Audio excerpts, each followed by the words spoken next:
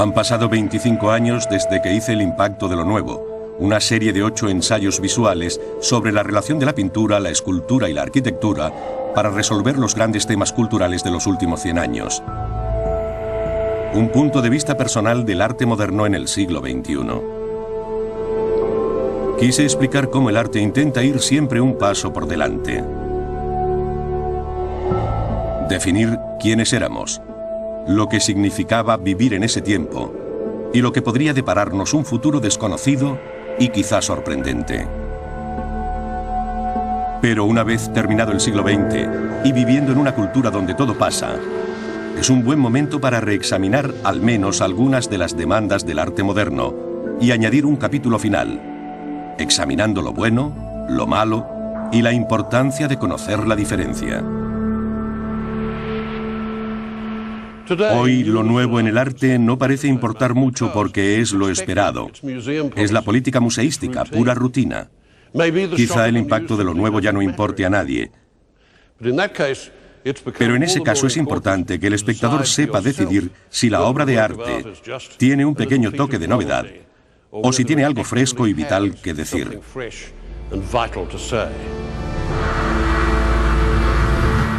El impacto de lo nuevo, 25 años después.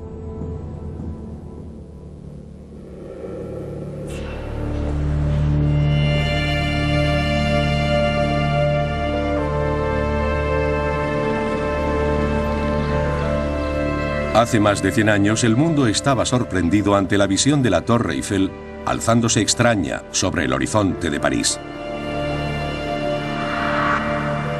La torre se veía desde cualquier punto de la ciudad. Nada escapaba a ella. Era la imagen de una nueva era.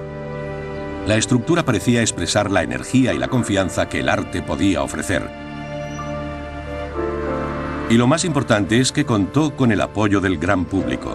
Millones de personas, residentes y visitantes, se dejaron llevar por el sentimiento de una nueva era que la torre hacía realidad.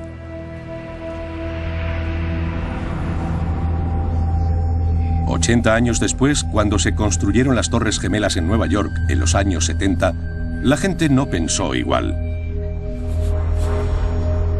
4.000 metros cuadrados de oficinas confirmaron que los negocios prosperaban y que la parte baja de Manhattan sustituía poco a poco a Londres como centro mundial del mercado financiero. También confirmaba algo más, pero lo dimos por sentado. En su burda confianza, las Torres Gemelas eran el emblema de una sociedad contenta consigo misma y con el mundo, y aparentemente inexpugnable. El 10 de septiembre de 2001 nada podía habernos preparado para los ataques terroristas a las Torres Gemelas del día siguiente y para el impacto de su caída. Yo lo vi todo desde la ventana de mi apartamento.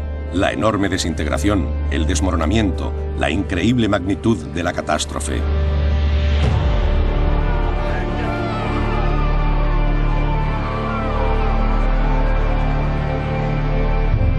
Reproducida 1 millón de veces, la caída de las torres se ha convertido en una de las imágenes emblemáticas del siglo XX. Para cualquiera con conocimientos de la Biblia, también sugiere la caída de la Torre de Babel.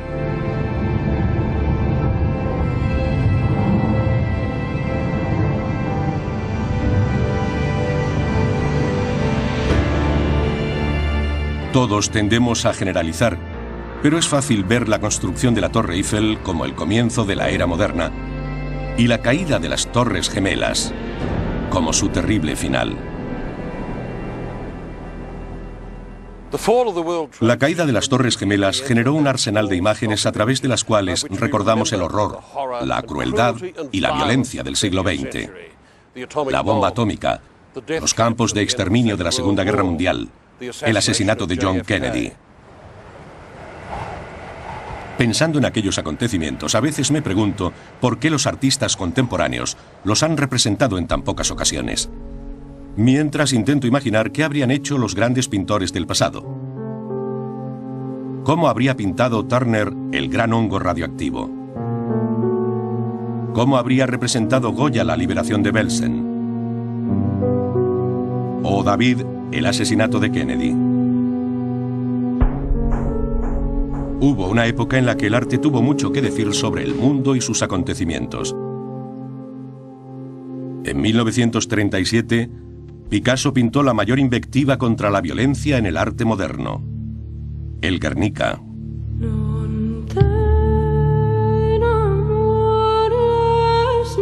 Fue inspirado por un acto de guerra, el bombardeo de la ciudad vasca por la aviación alemana durante la Guerra Civil Española, a petición del general del bando nacional, Emilio Mola.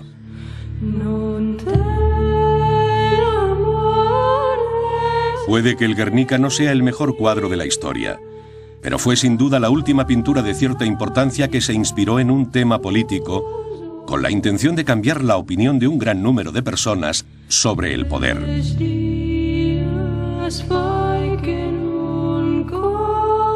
En el vestíbulo del edificio de las Naciones Unidas en Nueva York cuelga una reproducción que recuerda a todos los horrores de la guerra. Pero ahora, aquello nos queda muy lejos. En enero de 2003, cuando Colin Powell llegó a Naciones Unidas para hablar de la guerra en Irak, el Guernica estaba discretamente cubierto por una cortina azul.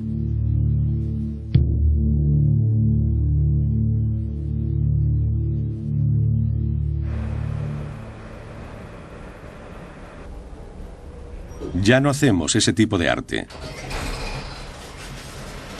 Y hoy las obras de arte más controvertidas no relatan los horrores de la guerra, sino las fobias personales de los artistas.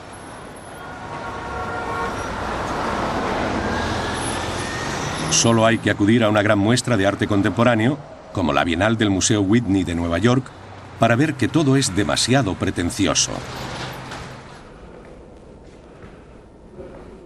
Los artistas buscan impactar con un golpe inmediato.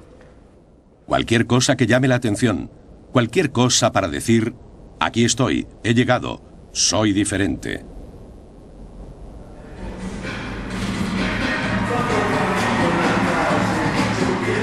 Sea lo que sea, se trata de causar un efecto inmediato. Imágenes fácilmente comprables y vendibles. Esto es lo que solían hacer en Notting Hill Gate en 1964.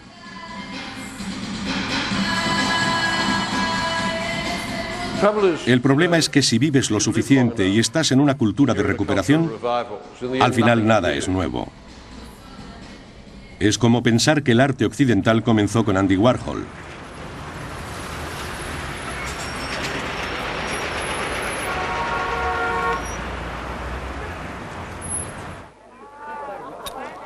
In this atmosphere, artists are treated like stars. Social glamour is the criterion for star quality. Andy Warhol hizo más que ningún otro artista por convertir el mundo del arte en un negocio. Aunque sus últimos trabajos resultaron poco convincentes, repetitivos e incluso kitsch, el principal mensaje de su carrera nos llegó alto y claro. El modelo principal del arte era la moda. Sus pinturas, con mucho estilo en la pantalla de serigrafía, imitaban la relación de gaze y empatía inducida por los medios de comunicación. El banal impacto del formato tabloide, el caos visual y los colores chillones de televisión, la sensación de saturación y anestesia provocado por ambos. Dos Elvis son mejor que uno. Y una Marilyn, estampada como un sello chillón sobre una lámina de oro, puede convertirse en una parodia traviesa y grotesca de la fijación de Warhol por la Virgen María desde su infancia, de la pretenciosa magnificación de las estrellas mediáticas por una cultura laica y de las similitudes entre ambas. Quiero ser una máquina, decía Andy. No logró su gran ambición. Probablemente ningún artista lo haga, pero dejó este extraño legado con el que se obsesionaron artistas posteriores, llegando a producir supuestas novedades en serie.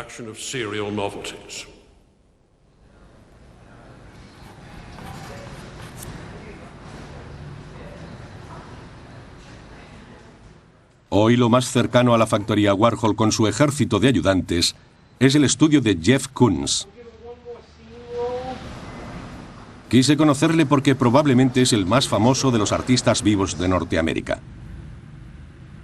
Nacido en Filadelfia en 1955, Kunz empezó muy joven, redisponiendo los objetos del escaparate de la tienda de su padre. Financió sus obras vendiendo artículos en la bolsa de Nueva York y comenzó su carrera artística metiendo objetos de consumo en cajas de plexiglas. Cualquier cosa, desde aspiradoras a pelotas de baloncesto. Un truco que aprendió de Marcel Duchamp, un artista que se hizo famoso con sus esculturas ready-made en los años 10 y 20 del siglo pasado. A mediados de los 80, Kunz se concentró en reproducir maquetas de tren de acero inoxidable que en su día había contenido whisky Jim Beam. Cayó en una especie de pornografía atractiva y superficial tras su matrimonio con la política y estrella del porno italiana Cicciolina, en una serie llamada Hecho en el cielo. Después tomó imágenes de anuncios de artículos de lujo, haciendo que sus ayudantes pintaran réplicas exactas con un propósito que nunca he sido capaz de entender. Como Warhol, se ha enganchado a la imaginería publicitaria de una era e intenta convertirla en iconografía. Sus esculturas de sujetos como la pantera rosa son moldeadas en porcelana, como un souvenir gigante. Usa la misma técnica con la religión, como esta copia de la estatua de San Juan Bautista de Leonardo, como si su obra y la de Leonardo fueran de alguna manera la misma. La religión es reducida a los famosos, una especie de apoteosis reversible que queda clara en su escultura de Michael Jackson y su mono Bubbles.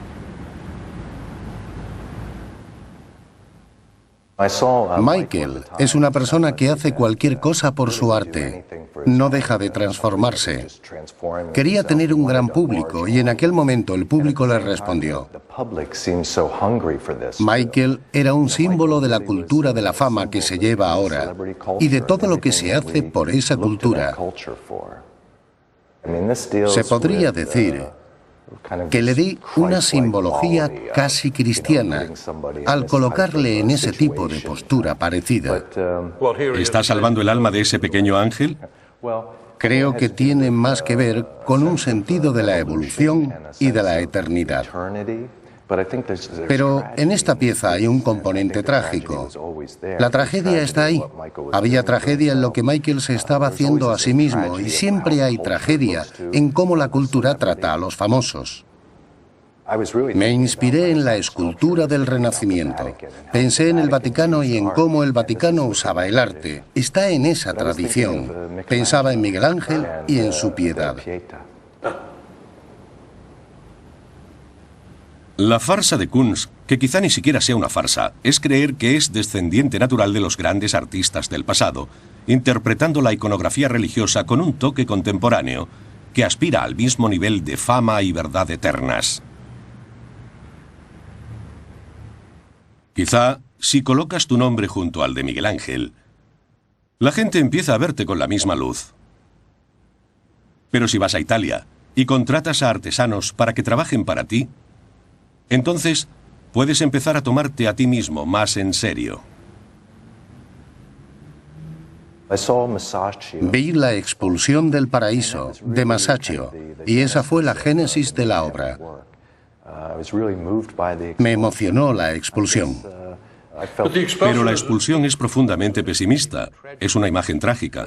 Adán y Eva acaban de perderlo todo, han perdido la fuente de su felicidad y son expulsados del paraíso. ¿Qué relación tiene eso con su obra? La humanidad. Estamos así desde aquel momento y debemos vivir así. Por eso, la gente siente culpa y vergüenza. Mi obra trata de la culpa y la vergüenza. El sexo es un tema muy común en la obra de Kunz.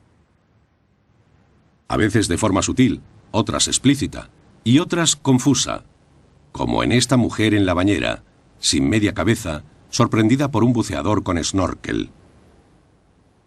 He intentado relacionar la culpa y la vergüenza cultural con las que la gente siente con la masturbación. La mayoría de los niños entran en contacto con sus cuerpos cuando se bañan. Pero hay dos cosas representadas en esta joven. Es una imagen de masturbación, pero está cubriéndose los pechos. Es diferente. Desde el momento en que hay una bañera, el espectador también siente la culpa y la vergüenza porque de alguna manera quiere participar en aquello que ocurre aquí. Ella está avergonzada, intenta protegerse, pero la imagen termina ahí. Es muy sensual. Te dan ganas de tocarle las manos, los brazos. Se podría decir que está a medio camino entre la víctima y el verdugo. Pero el voyeur, el que interfiere en la escena, también está mutilado. No hay forma de que encaje en esta imagen, ¿no es así? Exacto. Él nos representa a nosotros debajo del agua, con el snorkel. Hoy Kunz y sus ayudantes trabajan en una serie de grandes juguetes infantiles. Juegan con materiales, perros y langostas inflables que luego recubren de aluminio. Así adquieren peso y una especie de gravitas. Nadie cuestiona la obra porque Kunz es un sólido valor en el mercado. Su mujer en la bañera se vendió por $1.700.000, la pantera rosa por $1.800.000 y el tren de botellas de whisky por 5 millones.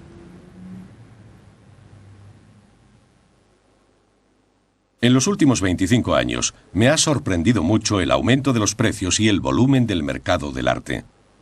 $100 millones por un Picasso retiran la obra de los ojos del público. Es como si solo pudiera pertenecer a los millonarios. Lo mismo ocurre con otras muchas obras de Picasso. Esta ocultación de la obra al espectador común es una forma de vandalismo espiritual, una obscenidad cultural. ¿Qué está pasando? Thea Westrick dirige un servicio de asesoramiento para coleccionistas, calculando el valor de la obra e informando al neófito sobre quién está de moda y quién no, y por qué el arte se ha convertido en una inversión tan popular para los coleccionistas. La realidad del coleccionismo es el deseo de poseer, de mirar, el deseo de aprender y de tener. Eso nunca cambia. La historia del coleccionismo es muy rica. Lo que difiere ahora es la naturaleza del mismo, porque hay más gente que puede participar en el mercado. ¿Por qué quieren hacerlo? Es sexy, divertido, engancha, va a un gran ritmo, es oportunista, trata de nuestra cultura y nuestro tiempo. Lo entiendes y lo puedes tener. Poseer objetos que otra gente percibe como valiosos confiere un cierto valor al propio coleccionista.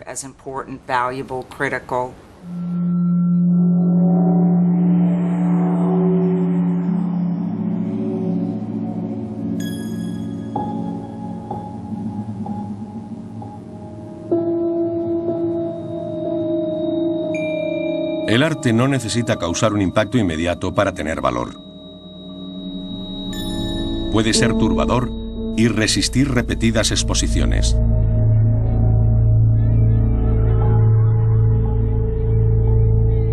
Este descubrimiento es especialmente evidente en la obra de Paula Rego, una artista psíquicamente tensa, sin llegar a ser melodramática. Creo que es la mejor pintora actual de la experiencia femenina.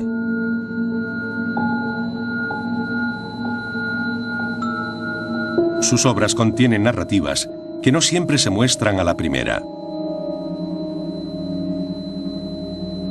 El trabajo es sutil, complejo, discreto y subversivo.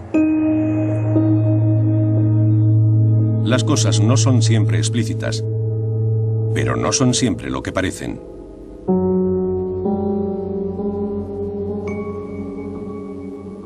Paula Rego cuenta historias, cuentos de hadas, fábulas, juegos, parábolas y el folclore con el que se crió.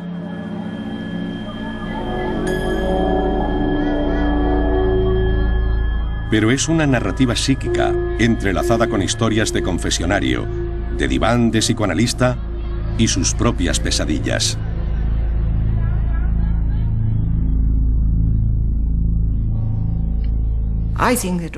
Todas las pinturas, desde que empiezan a ser pinturas, tratan sobre historias. Todas las historias dan una explicación del mundo, dan una cara, dan un sentido al mundo, en cierto modo. Y la violencia que hay en el mundo también queda plasmada en los cuentos del folclore popular. Condensa el mundo y le da forma. Lo hace mucho más aceptable de ver. Las pinturas de Rego le traen recuerdos de su infancia, un mundo de secretos oscuros, compromisos y traiciones. Una sucia mitología en la que lo público y lo privado se entrecruzan en la vida familiar.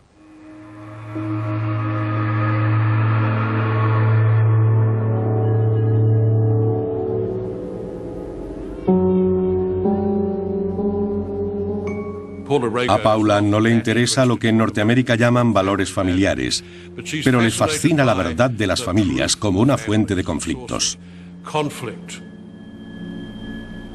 Si hay dos o más personas en un rego, podemos estar seguros de que algo malo le va a pasar al menos a una de ellas. A menudo habla de recuerdos de su infancia que le parecen repulsivos, pero se enfrenta a ellos. Sí. ¿La pintura le ha servido para hacerlo? Siempre ha sido un medio de hacer cosas que no podría hacer de otra manera. Con los cuadros puedes hacer cosas que no haces nunca en la vida.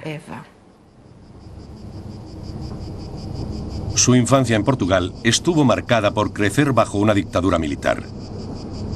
Una obra como El jardín del interrogador muestra a un fascista con guantes de jardinería, quizá un torturador o un violador. Un hombre seguro de su irrefutable posición en una sociedad equivocada que degrada a las mujeres y proscribe el libre discurso.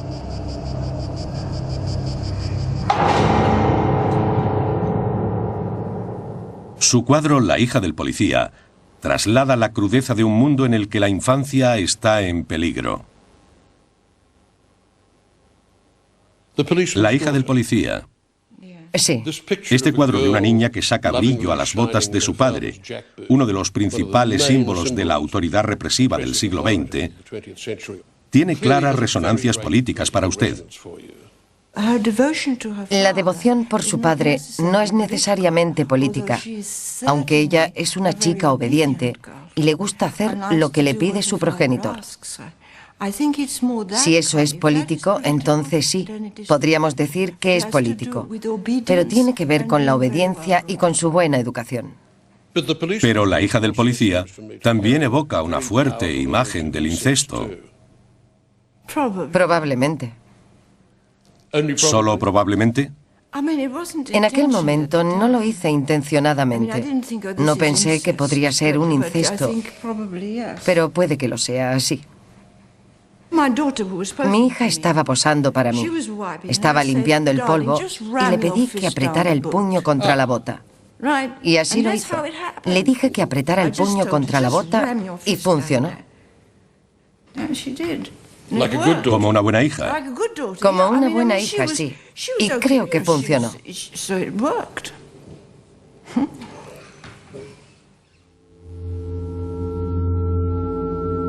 Hay cuadros ambiciosos, profundamente ligados con las interrelaciones de las personas, con su imaginación y con su pasado.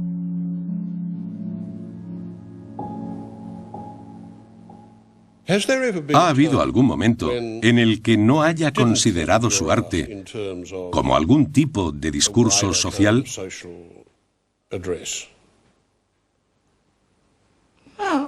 Nunca he considerado mi arte un discurso social. Sí, pero no es una pintora que pinta vidas tranquilas.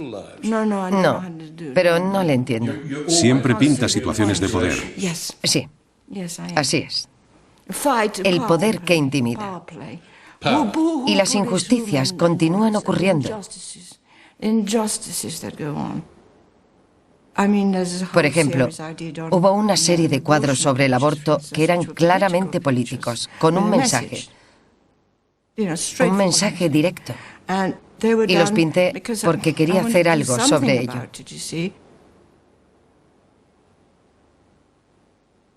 En Portugal, el aborto sigue siendo un delito, y estas imágenes muestran las consecuencias de los abortos clandestinos.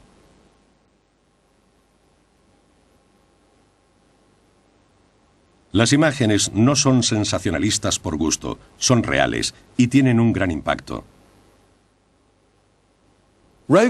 El arte de Rego deja claro que para ser contemporánea, la pintura no tiene por qué agradar necesariamente a los medios, y que puede tener algo que decir, aunque no sea algo agradable en sí mismo.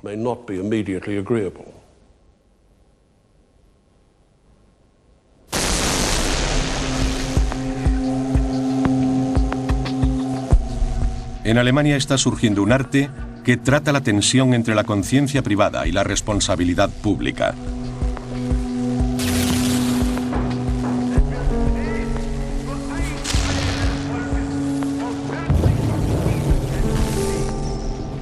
Decidí ir a Berlín porque es la ciudad que más encarna la atribulada naturaleza del siglo XX.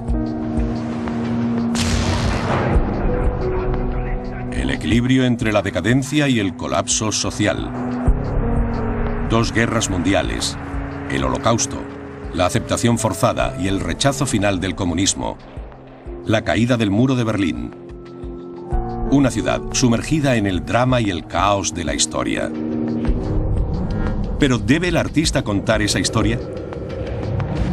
¿Qué se debe recordar y qué hay que dejar de lado? ¿Debe olvidarlo como si nada hubiera pasado? ¿O debe enfrentarse a las preguntas de su memoria, identidad y nacionalidad y poner a prueba su imaginación moral y la de otros?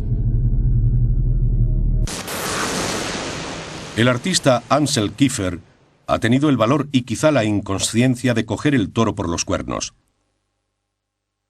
En 1969 presentó el primero de sus libros, algunos de los cuales lo muestran haciendo el saludo nazi. Quería comprender la atractiva y a la vez corrosiva naturaleza del poder.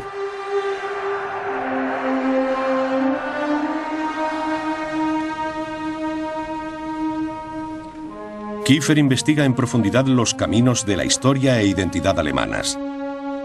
Su ambición pasa por el mito, la historia y la ficción. De la leyenda de Parsifal a la arquitectura de Albert Speer.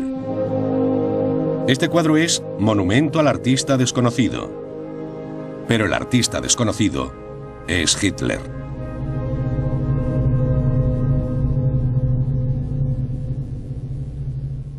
La obra de Kiefer cubre un vasto terreno de referencias culturales y técnicas pictóricas, y en el proceso intenta cargar el contenido de trágica historia y esperanza redentora que el arte reciente ha tendido a trivializar o ignorar.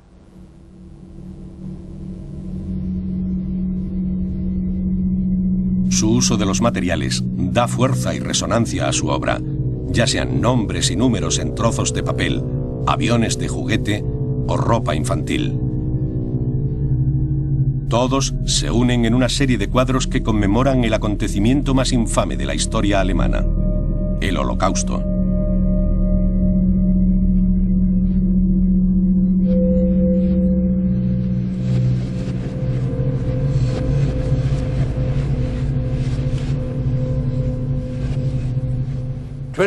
Hace 20 años, Ansel Kiefer fue atacado por ser considerado un neonazi.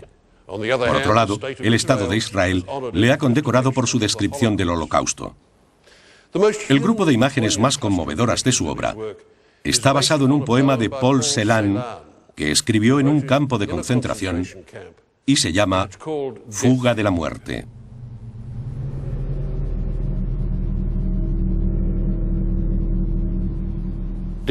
La muerte es un maestro alemán. Su ojo es azul. Él te alcanza con bala de plomo. Su blanco eres tú. Vive un hombre en la casa. Tu pelo de oro, Margareta. Azuza sus mastines. A nosotros nos regala una fosa en el aire. Juega con las serpientes y sueña. La muerte es un maestro alemán. Tu pelo de oro, Margareta. Tu pelo de ceniza, Sulamit.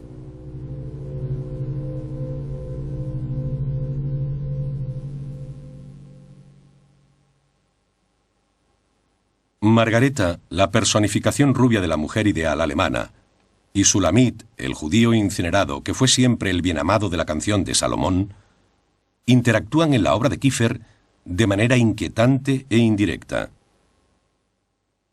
No hay figuras. La presencia de Margareta como un tema musical se deja ver en los largos trazos de paja dorada, mientras que el símbolo de Sulamit es una sustancia achicharrada y una sombra negra. ¿Qué recuerdo? ¿Qué debo recordar? Estas preguntas recorren la obra de Kiefer desde el principio. Su arte se enfrenta a la ironía estéril y al sentido de la búsqueda trivial que infesta nuestra cultura. Promueve la imaginación moral.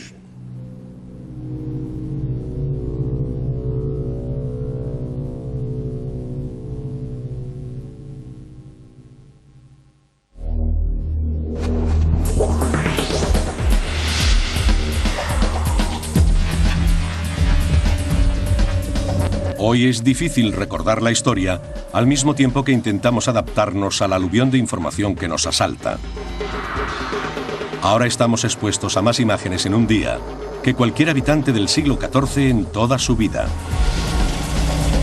Estamos rodeados de imágenes por todas partes.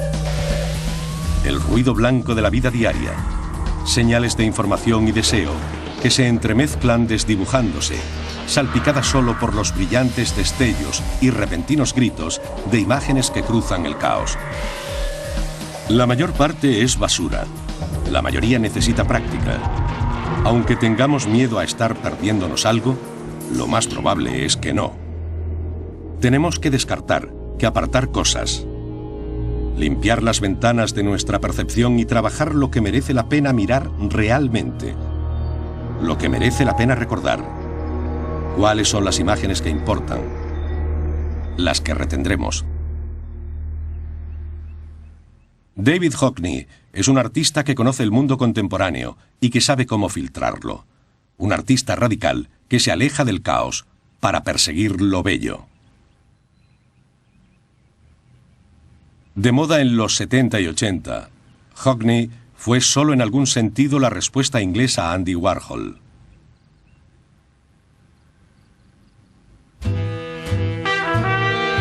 Con algo de sexo y piscinas, David dejó claro desde el principio que habría sido un ilustrador contemporáneo con genio. Pero fue mucho más que eso.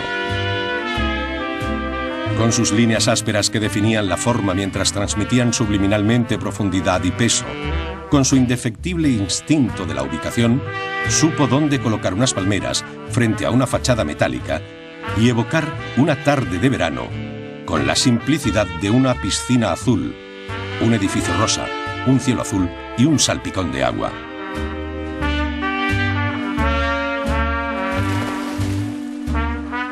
A Bigger Splash es la quinta esencia de la pintura de Los Ángeles. La salpicadura misma, con sus bordes sombreados y trazos en blanco, es una obra maestra de estilización. Muestra cómo incluso la belleza puede ser radical.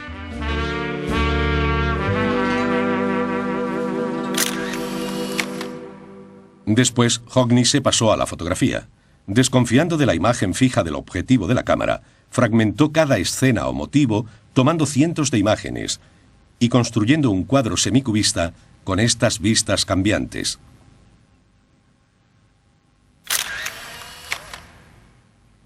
Fue un intento de devolver a la fotografía la certera mirada del ojo del pintor. Al final no sé si esta fue la mejor parte de su obra. En cualquier caso, ha dado un giro de 180 grados y se ha pasado al otro lado, regresando al dibujo y la pintura y creando algunas de las imágenes más sencillas y comedidas de su carrera. 'The 'Red Room' is a 1970 film by David Lynch. It stars David Lynch as Edward Cullen, a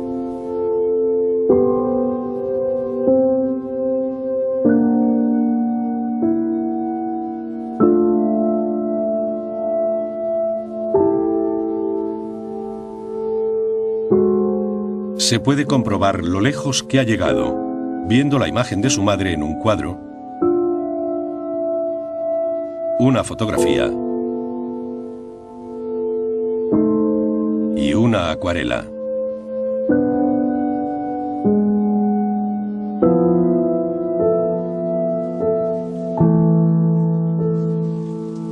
Hoy trabaja con acuarelas, pintando con unos toques de pincel sin dibujar previamente. Elegancia, simplicidad, contención. En una lluvia de verano, en el jardín de su estudio, o en el libro de bocetos de su último trabajo en el sur de España. Veamos algunos de estos paisajes en los que has trabajado. Este es uno de los libros de bocetos que has empezado, ¿no? Fui a Andalucía. Estuviste en Córdoba. Córdoba. Sí, la mezquita. Así es. Parece un huerto, ¿verdad? Sí, un palmeral, un fabuloso palmeral. Es increíblemente bella. Un patio de Sevilla. Se empiezan a ver los patrones. Esto es la Alhambra de Granada, el Palacio de Carlos V. ¿Pintas directamente con el pincel? No veo que haya lápiz por debajo. No, en efecto, solo el pincel. Uso un pincel grande. Al principio trazo estas líneas. Lo que ves es un boceto. Al principio son líneas grises. Simplifican mucho la forma de tratar el espacio. Lo hago deliberadamente, solo manejo un gran pincel y 4 colores. No quería mirar a través de una cámara. Ya miré demasiado tiempo a través de ellas. Sí. Al final, te preocupas más de lo que pasa en la cámara que de lo que ocurre en la realidad. Te obliga a que sea un cierto tipo de cuadro. Eso es Córdoba. Pero no se puede fotografiar de esa manera. Tienes razón. Yo también intenté hacer fotos así y al final no sale lo que quieres. Cuando estás allí, te das cuenta de que lo que fotografías no muestra realmente la forma en que lo ves. El ojo ve diferentes superficies. No captas la emoción de ese magnífico techo. Y es una lástima porque es como pasear bajo un fantástico palmeral.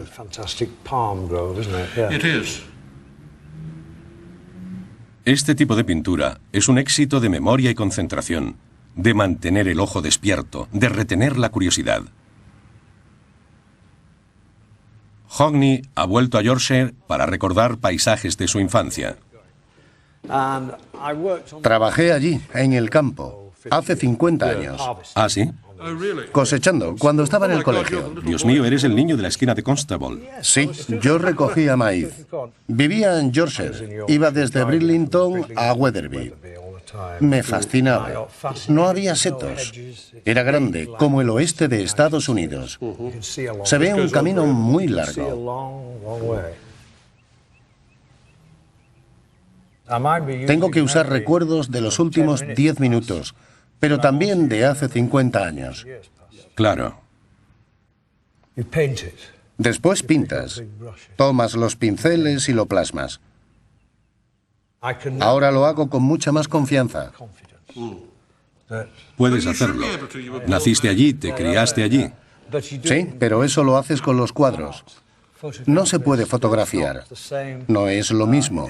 Hay que pintarlo. Y es fascinante. Bueno, David, sigue. Tienes que terminar tu trabajo. Tengo un gran proyecto y estoy deseando empezarlo.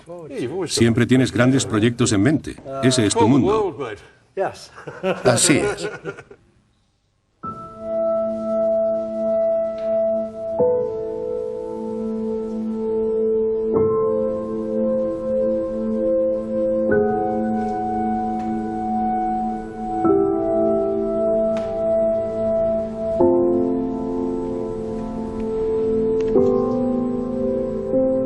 En los 45 años que llevo escribiendo sobre arte, ha habido una trágica depreciación de las técnicas tradicionales de pintura y dibujo. lo esencial de la profesión. En parte ha sido provocado por la asunción de que la fotografía, el cine y la televisión cuentan la verdad sobre lo visual. Y no es cierto. La cámara, con suerte, puede contar una verdad diferente a la pintura, pero no necesariamente más cierta. La pintura y el dibujo nos llevan a una relación más profunda con el objeto.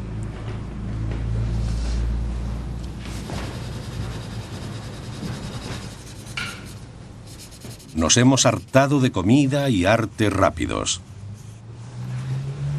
Necesitamos un arte más tranquilo, un arte que guarde el tiempo como un vaso guarda el agua.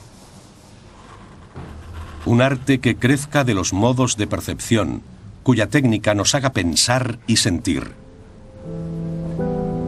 Un arte que no sea sensacionalista, que no exprese su mensaje en 10 segundos, que no sea falsamente icónico, que profundice en nuestras naturalezas. En una palabra, un arte opuesto a los medios de comunicación de masas.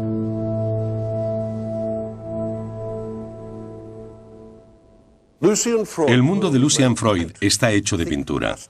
Una pintura compacta y gruesa que reivindica las ventajas de mirar más allá. No creo que haya un artista vivo, y no lo ha habido desde Picasso, que hiciera del estudio del cuerpo humano un tema tan inquietante.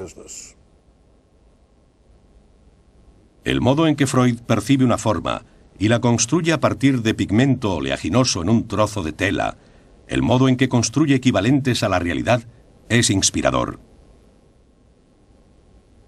La exposición en la colección Wallace representa un orden de experiencia muy diferente de la visión relativamente ingrávida de una imagen fotográfica o una pantalla de serigrafía. Cada centímetro de superficie ha de ser conquistado y trabajado. Debe buscar la curiosidad y, sobre todo, no dar nada por hecho y exigir un compromiso activo con el espectador. Poco o nada de esto ocurría con Warhol o Gilbert y George u otros de los carroñeros de imágenes que infestaron el panorama cultural de un ya decadente y destrozado posmodernismo. Freud pinta tan despacio que cuando veo esa planta medio seca, me pregunto si no era verde cuando comenzó el cuadro. Pero lo que más me asombra de su obra es la forma con la que trata la escala.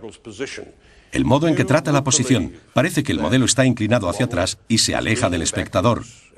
Pero su presencia física es tan potente que también parece inclinarse hacia el espectador.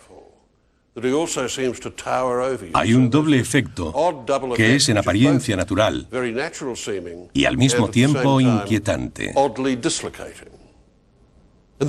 Y hay un inquietante contraste entre las tensas formas que conforman el cuerpo del hombre y el personaje sinuosamente relajado del perro, un animal que se adentra poco a poco en la inconsciencia.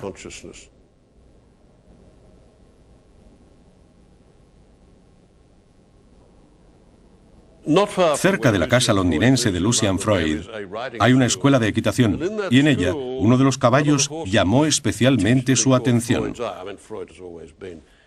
A Freud siempre le han fascinado los caballos y además en otra época solía apostar en el hipódromo. En cierta ocasión me dijo que parecía que aquel caballo se sintiera orgulloso de su grupa. Lucian decidió dedicarse a pintar la mitad trasera de los caballos y abandonó las cabezas. Lo hizo y el resultado fue extraordinario por la asombrosa combinación de texturas, la sinuosidad de los músculos bajo la piel y el pelaje. Para cualquier otro, solo sería la grupa de un equino más.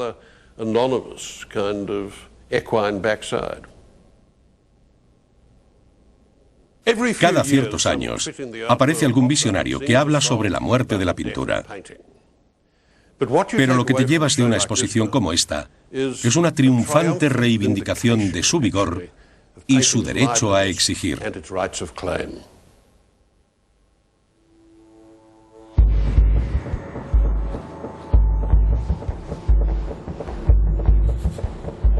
Pintura es lo que no son los medios de comunicación visuales.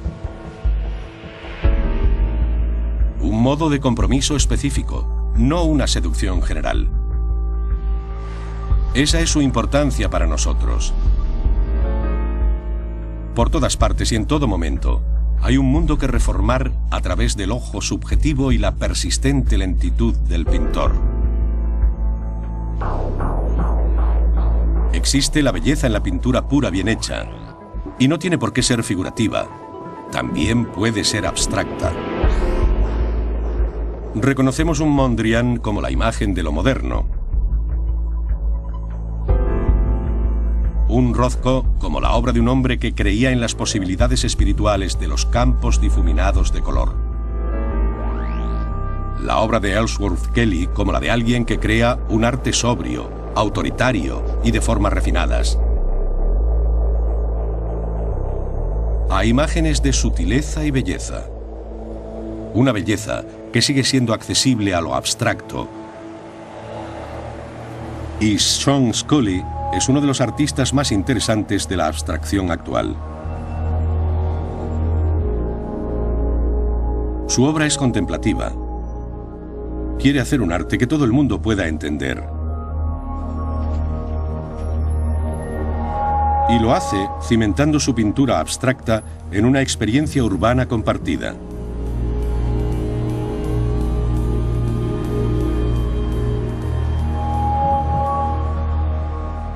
Scully pinta Nueva York, pero el Manhattan que evoca no es un patrón de cuadrículas perfectas, sino una dura mirada al centro del barrio donde Scully tiene su estudio, con vallas de contrachapado retorcido y planchas de metal tachonando la calle.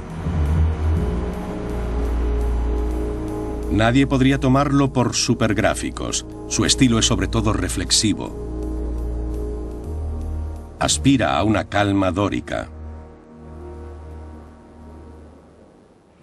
Hay dos polaridades que comenzaron a principios del siglo XX. Una es hacer arte como el resto, y otra es hacer arte diferente y convertir esas obras en una especie de santuario. Esa es la postura que yo he tomado. Intento hacer algo espiritualmente potente. Son puntos de vista opuestos. Si haces un arte interactivo, haces anuncios, grandes fotografías o vallas publicitarias. Son impactantes. Pero el precio a pagar es muy alto. Existe el peligro de que el arte pierda su alma. Si lo hacemos diferente, tendremos un lugar a donde ir. La obra de Scully es meditativa y extrañamente polémica. Quiere dar a la imagen la claridad de un cuerpo, haciéndose valer frente a la mirada del espectador.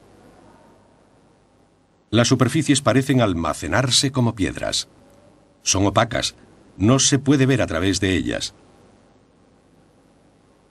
Además, las incrustaciones encerradas en las formas de la obra de Scully evitan que el ojo se despegue de la obra. Si te apartas de una caja, terminas en otra. No hay un horizonte libre. La densidad, la falta de espacio entre las cosas, se añade a la gravedad del cuadro. Puede parecer arquitectura, pero es pintura en todas sus dimensiones. Un cuadro actúa de una forma lenta y subliminal en la cultura. Está como aletargado en la pared. Se puede pasar por delante de él e ignorarlo, pero cada vez que se vuelve a él, brilla, te atrapa. Pero lo hace lenta y, como tú dices, subliminalmente. Sí, como la hiedra que escala un edificio. Si te quedas mirando, no puedes ver lo que está sucediendo. Hay que esperar 6 meses para ver la diferencia.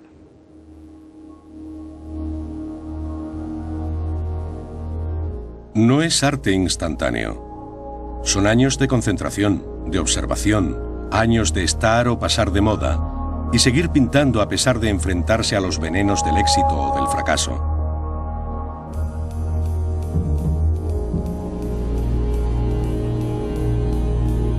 La pintura abstracta a menudo tiene que ver con el tiempo, con representar un lugar donde el tiempo ya no sirve, más cerca quizás de la música. Representa una búsqueda de la armonía y la elegancia. Un lugar intemporal, y para usar una palabra pasada de moda hace tiempo, de la belleza. Hace 100 o 75 años, la gente hablaba de la revolución como si fuera el modelo del arte. Se suponía que el arte era revolucionario. Si se hacía bien, el arte produciría cualquier tipo de cambio social. No estoy seguro de si se ha conseguido, y de serlo fue casi invisible. Hoy nos hemos quedado con una tarea más humilde, pero igualmente difícil, y es que sea bella y que manifieste la belleza. La gente necesita la belleza. Se pide belleza en las imágenes visuales que nos rodean. Por eso buscamos zonas de silencio y contemplación, de pensamiento libre y sensaciones sin control. Los museos han suplantado a las iglesias como lugares de congreso social y orgullo cívico. Hay catedrales nuevas, y a pesar de la dudosa calidad de alguna de las obras que hay en su interior o su exterior, el público quiere experimentar directamente el arte en las paredes de un museo. Un mundo lejos de los medios. Una obra única y obstinada en su individualidad, ya sea la de un Amsel Kiefer, una Paula Rego, un Lucian Freud o un David Hockney. Buscamos el valor, el significado, un lugar fuera de nosotros mismos que nos diga que hay más vida que nuestras preocupaciones y necesidades cotidianas.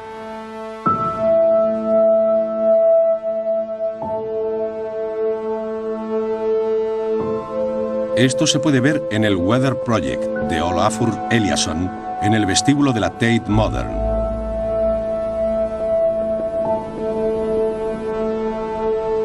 Cientos de lámparas de monofilamento suprimieron todos los colores excepto el amarillo, arrojando una luz dorada al oscuro espacio, espesado con máquinas de niebla bajo un techo lleno de espejos. La gente se tumba en el suelo, mirándose a sí misma reflejada en ese techo, iluminada por la débil luz amarilla de su nuevo dios sol.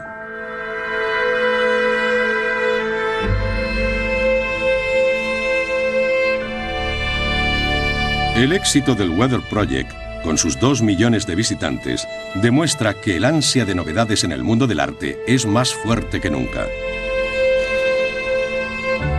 La idea de que la experiencia estética proporciona una comprensión trascendente resume el concepto del arte. Cumple una necesidad humana. Y a pesar de la decadencia, la confusión y el desorden, el deseo de experimentarlo, de vivir con ello y de aprender de ello, sigue siendo inmortal.